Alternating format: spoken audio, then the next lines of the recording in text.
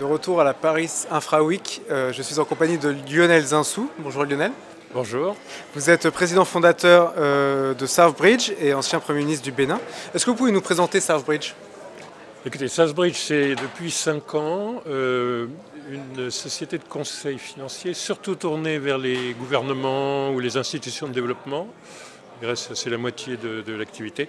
Et aussi sur le secteur privé, le secteur des entreprises, surtout les candidats des champions africains. Oui. Et c'est fait un peu de vétérans de divers métiers, soit de développement, soit de banque d'affaires africains qui ont voulu revenir aux origines.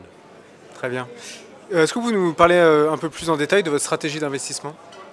Alors on fait deux choses. On fait du conseil. Ouais. Alors ça c'est sur des politiques publiques ou sur des transactions ou sur des levées de fonds pour compte de tiers.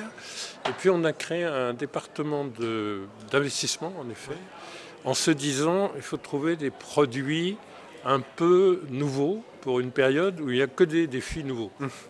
Du coup, par exemple, on est en train d'élaborer un fonds de 2 milliards de dollars qui est une coalition à la fois de philanthropes qui vont faire des subventions, qui vont permettre d'abaisser le prix moyen du capital qu'on va prêter,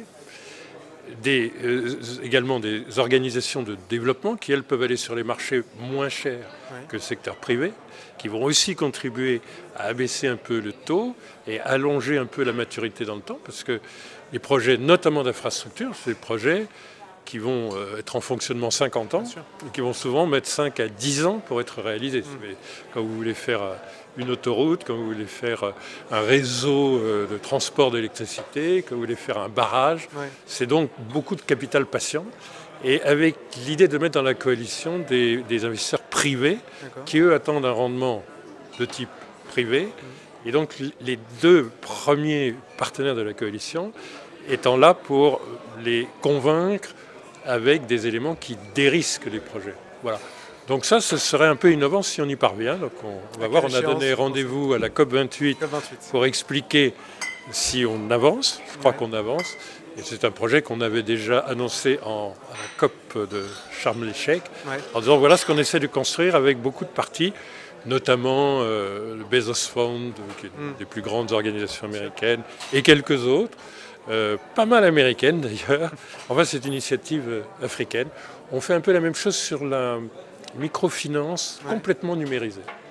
Ça, c'est dans l'esprit d'abaisser beaucoup les coûts de la microfinance, qui est un moyen de financement de l'Afrique déterminant pour les populations. Donc, si vous voulez, ça va des grands financements d'infrastructures ou des grands financements qui produisent des crédits carbone, comme la forêt, qui demande du capital très patient, à des choses beaucoup plus granulaires pour la population, comme une microfinance la plus moderne possible, quoi. Voilà un peu on essaye d'innover un petit peu sur les sources de financement, parce que les défis sont tellement nouveaux. On a fait beaucoup de progrès en Afrique, notamment les infrastructures, on fait beaucoup de progrès. Enfin, il reste quand même tellement à faire qu'on cherche des modèles qui accéléreraient. Justement, au-delà de ces outils innovants que vous êtes en train de développer, si vous deviez citer un ou deux leviers qui vous semblent importants à débloquer pour passer à la vitesse supérieure sur les infrastructures, notamment en Afrique. Si vous voulez, aujourd'hui, il faut donner de l'Afrique son vrai visage, qui est un visage qui est d'être beaucoup moins risqué que ce que pensent les investisseurs privés. Alors pour l'instant, ce n'est pas le cas. Donc on est obligé soit de convaincre les États de donner des garanties. Mais le problème, c'est qu'ils sont pas mal endettés. Et est-ce que leurs garanties sont encore possibles et est-ce qu'elles seront crédibles? À défaut, est-ce qu'on peut trouver des tiers capables, parce que c'est leur mission de développement, de donner des garanties? Pour l'instant, c'est un peu lent à se mettre en place. Tout le monde dit la Banque mondiale pourrait donner sa garantie. Oui, mais enfin, pour l'instant, elle ne le fait pas. Alors, elle va sûrement le faire, mais enfin, avec quelques années.